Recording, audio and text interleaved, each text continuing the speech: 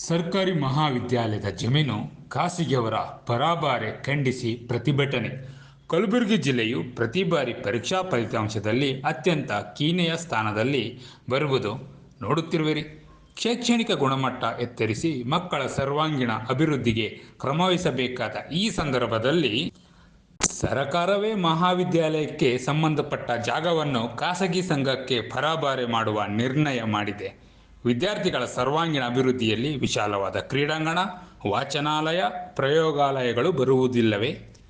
ಮಕ್ಕಳು ಏಕಾಗ್ರತೆಯಿಂದ ಅಧ್ಯಯನ ಮಾಡಲು ವಿಶಾಲವಾದ ಓದುವ ಕೋಣೆಗಳು, ಕಾರ್ಯಕ್ರಮ ನಡೆಸಲು ಸ್ಥಳಗಳು ಬೇಕಿಲ್ಲವೇ? ಖಾಸಗಿ ಶಿಕ್ಷಣ ಸಂಸ್ಥೆಗಳಲ್ಲಿ ಇಂತಹವುಗಳಿಗಾಗಿ ವ್ಯವಸ್ಥೆ ಇರುವ ಸಾಧ್ಯತೆಗಳಿರುತ್ತವೆ.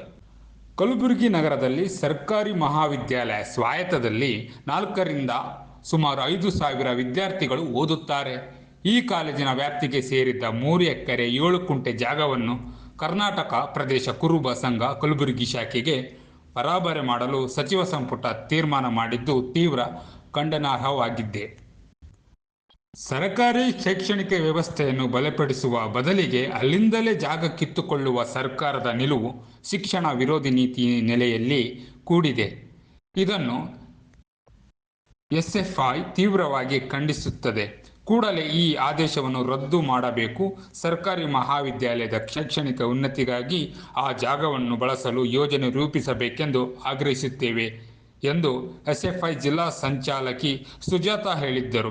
ಸರ್ಕಾರ ತನ್ನ ನಿರ್ಧಾರ ಹಿಂದೆ ಸರಿಯದಿದ್ದಲ್ಲಿ ಹೋರಾಟವು ತೀವ್ರಗೊಳ್ಳಲಿದೆ ಎಂದು ಎಚ್ಚರಿಸಲು ಇಚ್ಛಿಸುತ್ತೇವೆ.